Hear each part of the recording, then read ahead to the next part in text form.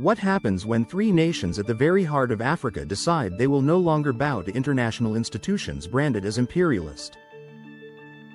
That's exactly what Burkina Faso, Mali, and Niger have done. In one bold move, these countries announced their complete withdrawal from the International Criminal Court, the ICC, calling it not a neutral arbiter of justice, but a weapon of neo-colonial control. And trust me, this decision is shaking the world of international law, diplomacy, and African politics.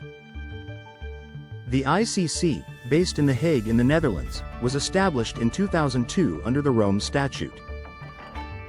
Its mission? To prosecute individuals for genocide, war crimes, crimes against humanity, and the crime of aggression. At first glance, it sounds like the ultimate tool of global justice.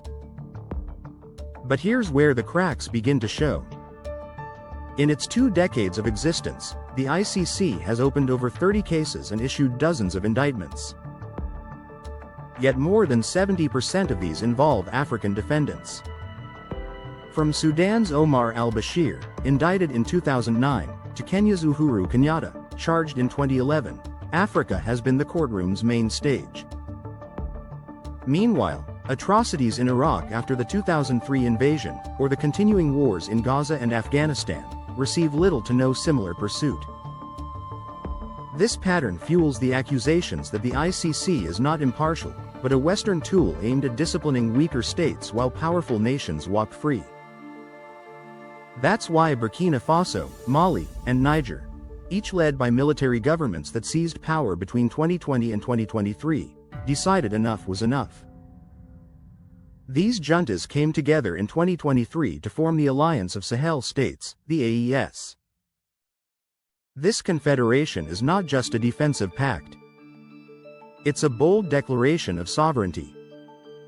Their joint withdrawal from the ICC is proof they're serious about rewriting the rules of engagement with the world. Their joint statement left no room for doubt. They accused the ICC of being a tool of neo-colonial repression, and a servant of imperialist interests, especially those of France, their former colonial master. And let's not forget, France's shadow looms large. For decades, Paris held a tight grip over West African politics, currency, and security. The CFA franc, pegged to the euro, kept economies tied to French policy. French troops patrolled Sahelian soil under the banner of counter-terrorism. First came Operation Serval in 2013 in Mali, then Operation Barkhane in 2014 across the Sahel. Billions were spent. Yet a decade later, the region still bleeds. Over 40,000 people have died in jihadist-linked violence since 2015, and more than 2.5 million have been displaced. So from the AES perspective, Western solutions have failed. Worse still, Western institutions like the ICC only punish Africans while ignoring the wider crimes of powerful states. Let's talk about numbers again. The ICC currently has 124 member states.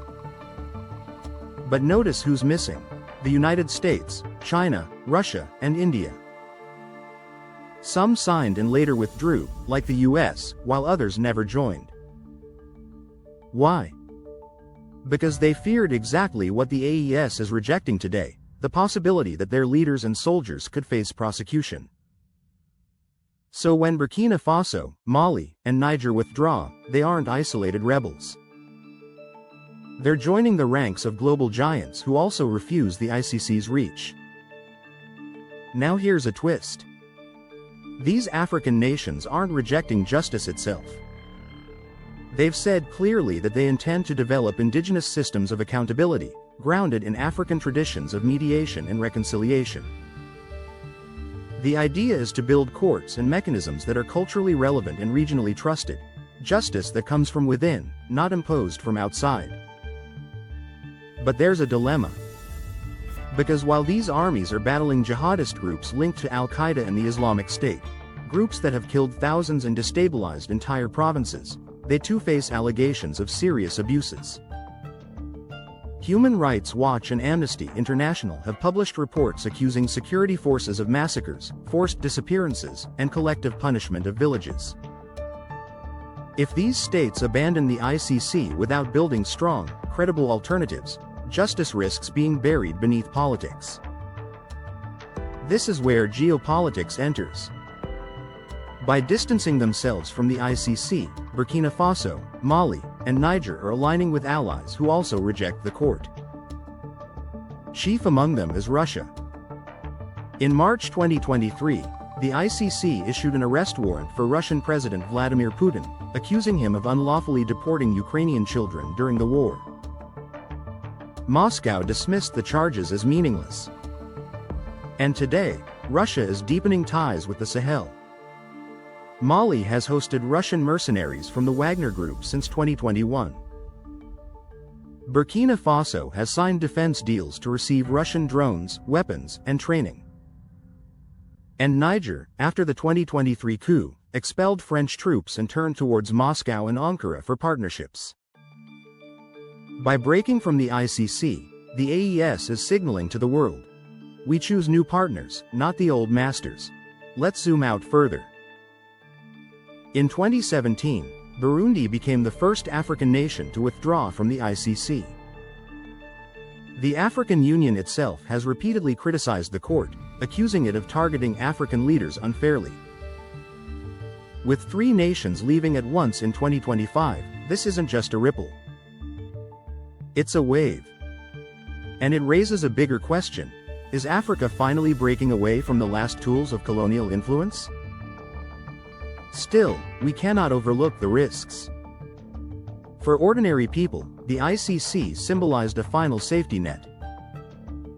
When local systems failed, when governments silenced victims, the ICC offered at least the possibility of justice. Without it, survivors of atrocities may have nowhere to turn. So the challenge for the AES is clear: build credible homegrown systems that protect citizens, not just shield leaders. At the same time, this withdrawal is symbolic.